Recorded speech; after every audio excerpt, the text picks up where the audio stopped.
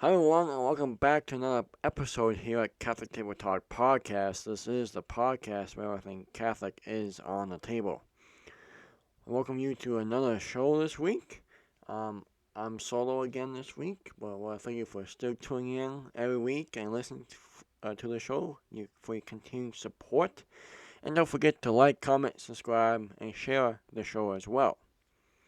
I will get on to the show in just a moment, but today's show is sponsored by Ken Litchfield, the author of this book called How Old Is Your Church? An Introductory Guide to Catholic Apologetics by Ken Litchfield. You can find it on Amazon for only $5.99.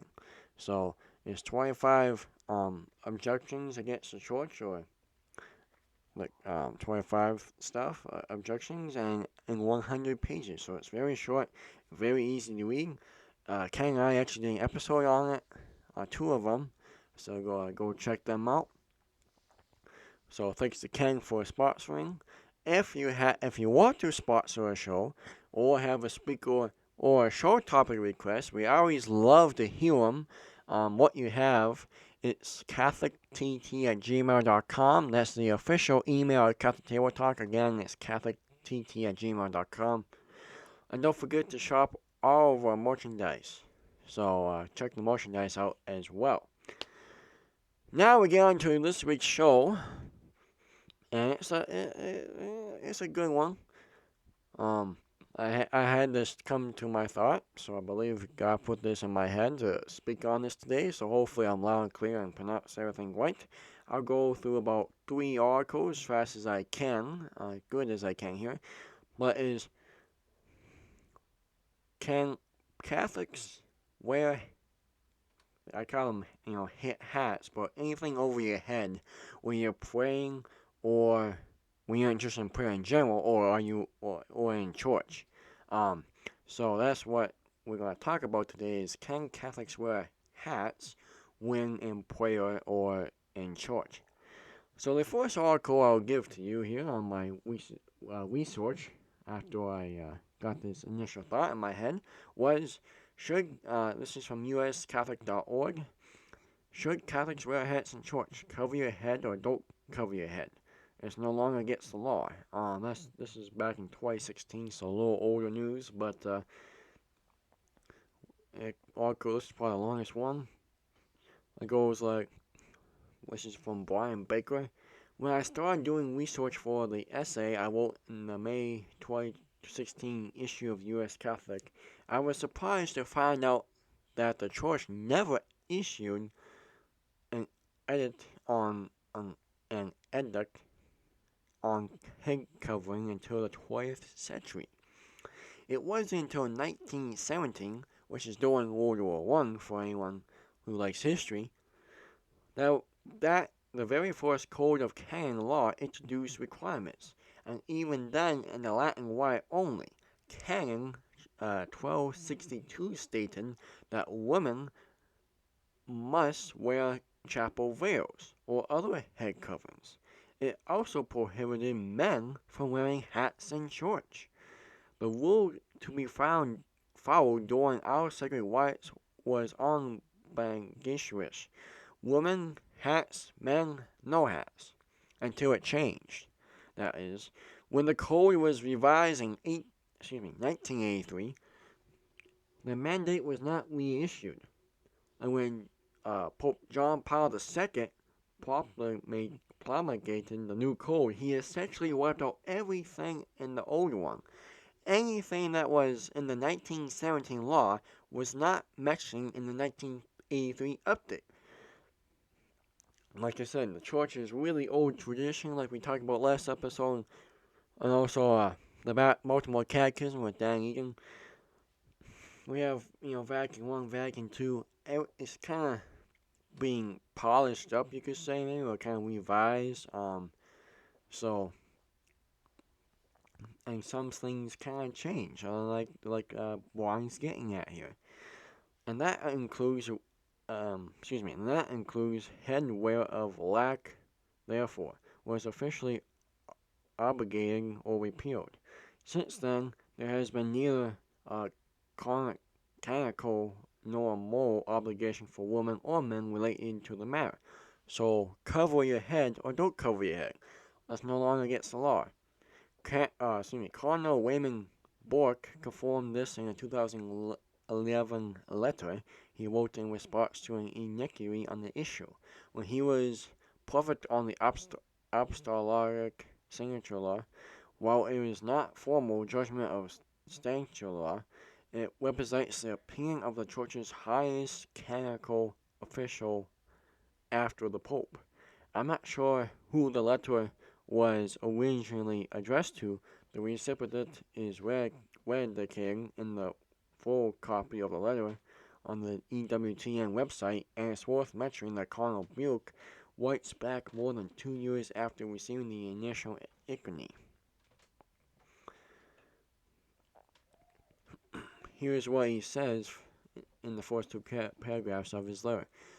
Thank you for your letter postmarked January 5th, 2009.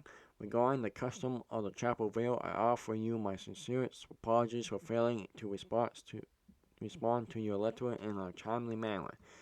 I have placed your letter with some other papers and have only recently discovered that I never responded to it. The wearing of a chapel veil for women is not required when women assist at Holy Mass, according to ordinary form from the Roman Riot. It is, however, the expectation that women who assist at Mass according to extraordinary form cover their heads, as was the practice at the time that 1962 Missalette, a woman, was in force. It is not, however, a sin to participate in Holy Mass according to extraordinary form without a veil. Confused, fully unanticipated, the extraordinary form means the traditional Latin Mass. Like a lot, traditional Latin Mass is kind of, it's kind of under attack right now. People don't see the history of it, or they like the normal, kind of normal English Mass better. And the ordinary form, that's what the normal Mass means, the new liturgy. No worries though, Cardinal Buke states very clearly that going without a veil at either type of Mass is not a sin for women.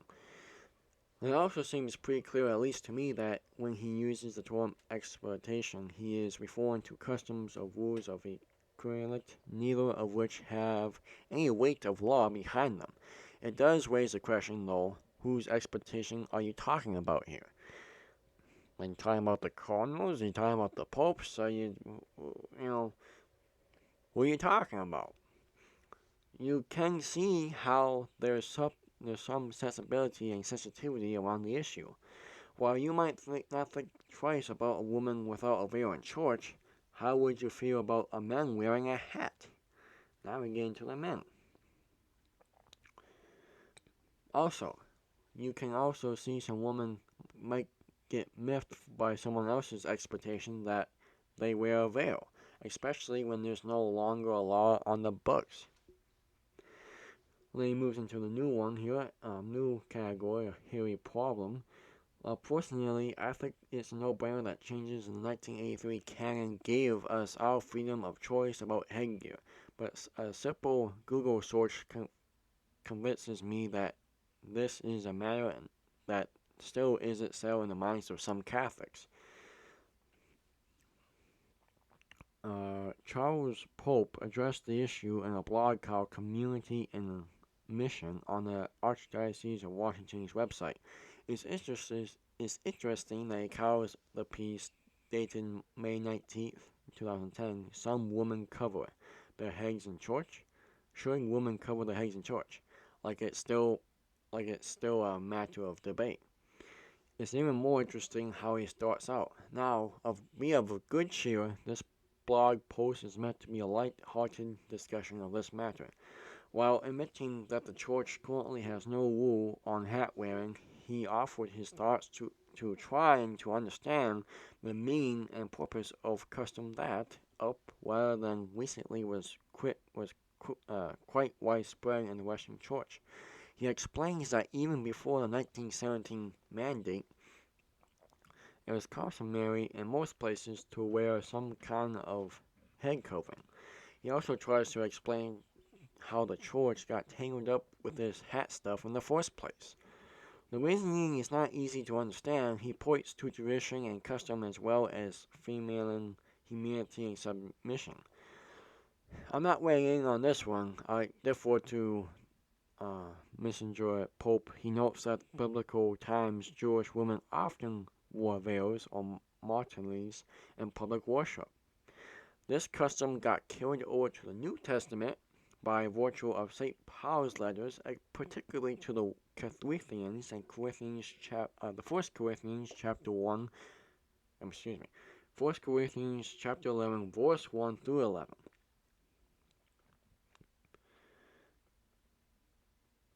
Which takes up the topic of head coverings for women and men. St. Paul writes, "For if a woman does not have her head veiled, she may as well have her hair cut off. But it is shameful for a woman to have her hair cut off or her head shaved. Then she should wear a veil.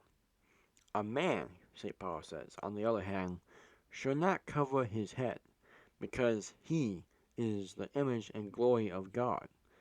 But woman is the glory of man." Let me just repeat what St. Paul said.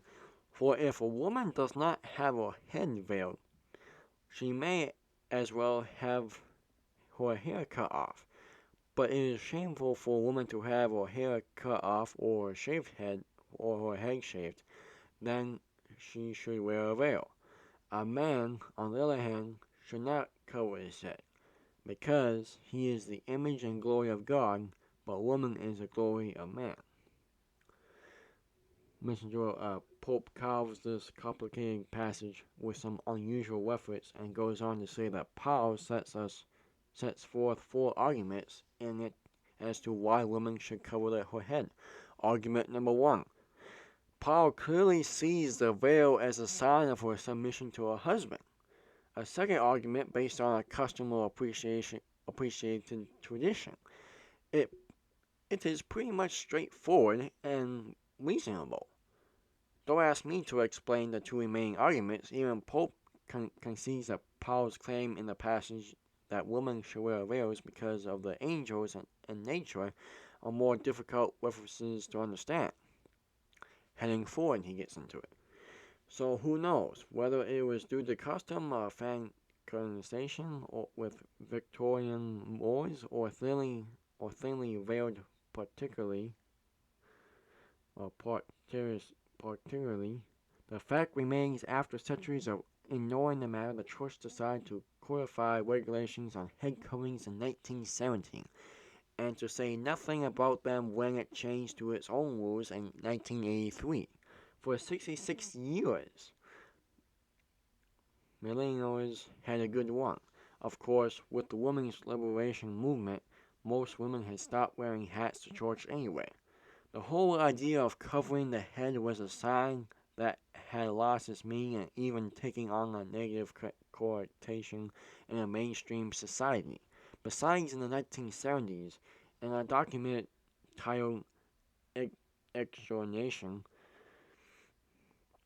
or On the Question of Admission of Women to the Ministerial Priesthood, a Congregation for Doctrine of the Faith has already linked wearing chapel veils with customs that were sacredly more than disciplinary practices of minor importance, and obligations that no longer have a normative value. The 1983 code change just put the nail in the coffin. Of course, some may still beg to differ. You have to wonder why church leaders like Cardinal Bjork and Messenger Pope would even feel the need to take up this issue. Chalk it up to the fact that old habits die hard and no one likes change, but a wet baby. Today, the traditional Catholic blogs advocate not only return to Latin Mass, but pre-Vatican II acknowledgments like Richard's Ateo for priests and nuns. Could a push for veils in the pews be the next big thing? And Brian says, I want to bet on it. That's the end of the article. So, it came out that they should have it, and then it got passed in 1983. Like I said, every so many years, every so often, stuff in the Catholic faith changes. Gets up to date, repolished, um, retext, you could say, like the Baltimore Catechisms, like I said with Dan Egan, that type of stuff. So, but like he said, I wouldn't bet on the veils coming back too much. And you still see Catholics who wear them. There's usually probably one or two in every church. I would like to know your what you think of it in the comments below. Should women have veils on or not? Should that be a mandate of the church? Because women wear veils. I see a lot of people wear regular hats. A lot of women wear other nice looking hats. So you might see all different kinds of hats, but shouldn't the veils come back and be mandated again? Let me know what you think in the comments below. I'd like to hear what you think. But so very good stuff there from U.S. Catholic. Got into scripture like we always like to do. And now let's go to just kind of for the more the gentleman side of things, just real quick here. This is from the Catholic Man Show. There's another podcast that a lot of people watch. So Catholic Man Show, CatholicManShow.com. Hopefully get on the show soon. But the head is about being a gentleman. Here are some of the bare essentials of being a gentleman that Adam and David highlighting. The head. They say gentlemen. Most have moved away from formal hats and have gravitated to ball caps. I have. Let's just be with that. Regardless of the type of hat, a gentleman should remember when to remove it. When indoors, except in places which are similar to public streets, lobbies, corridors, department stores, or office buildings. Men should remove their hats in times of prayer. It doesn't say when in church. So, when in church, at a funeral, wedding, baptism, dedication, or other religious event, eating dinner, men should never wear hats when at the dinner table. So that's the thing about the hats right there. So men should remove their hats when in time of prayer, if at all possible. I don't really know this to be. If you have a hat on when you pray, if you get touching up a quick prayer, maybe that'd be okay. Maybe otherwise, if you can take off your hat and pray. Most importantly, so even if it's a quick one, take off your hat and pray. So you can take off your hat sometimes in prayer in or outside church, especially inside. So men still has a change. Men still can't wear hats to church. I think if men could, I think there'd be a lot of different kinds of hats you would see in church. You would have the cowboys with the cowboy hats. You have the hunters with the hunting hats. You have, we're in the election season. You have all different kinds of probably election hats or different types of candidate hats, should I say? So, yeah, man, that'd be kind of crazy if men could wear hats. Just think of all the different hats you would see in church. But yeah, so be a gentleman, all you men out there, and don't wear a hat when praying or especially at church, like everyone knew that way. So, and we'll read this short article by Tom Nash from Catholic.com.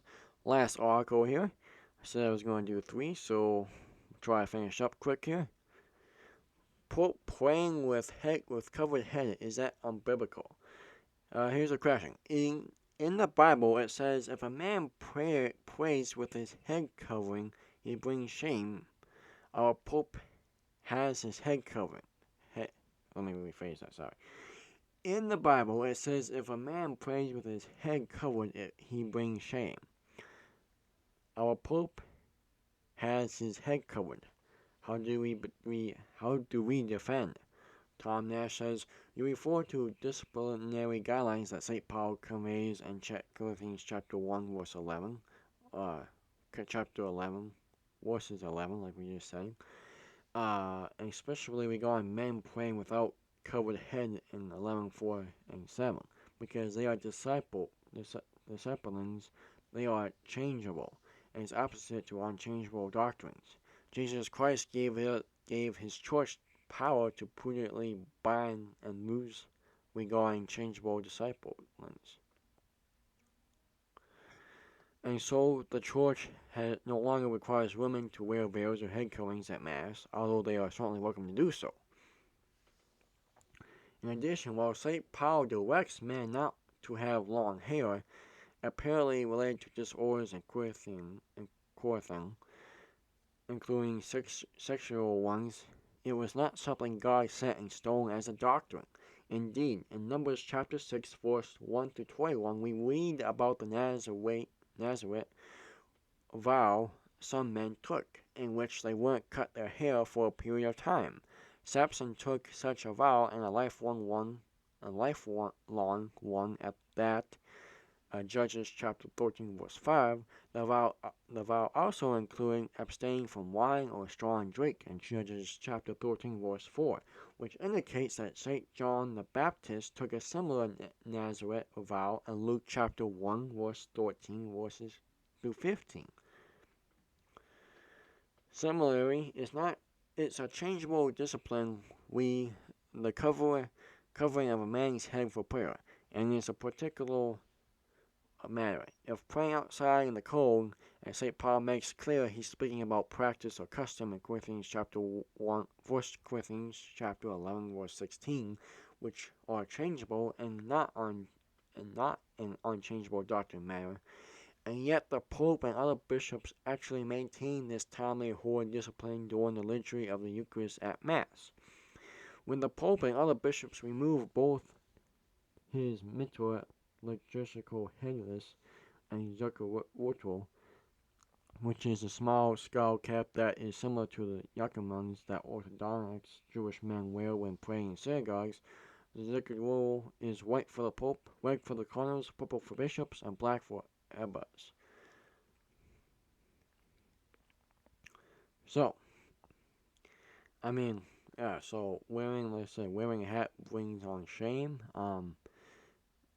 which, like St. Paul says, makes clear he's speaking about practice or custom in 1 Corinthians chapter 11, verse 16.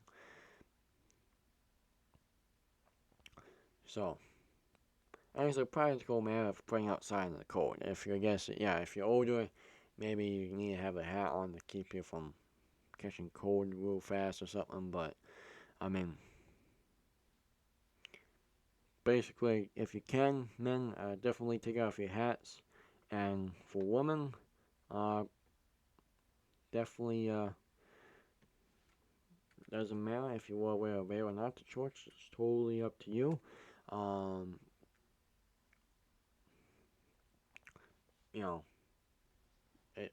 As other congregation, we need to be supportive of them. We can't stay like, wow, she's wearing a veil, you see that every day, or, they're not wearing a veil. Oh, how dare they? I thought they were a really great Catholic family, It's like, no, be supportive of them, and we'll see if, someone brings up the head coverings again.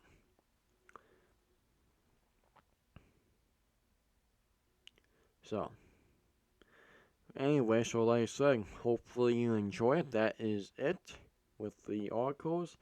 Listen, we went into scripture, which is always a good thing, and we hopefully you got to see and hear about the hats and everything. So once again, review. Women are not mandated to have veils or hats in church. You can, you cannot. You can, you don't have to.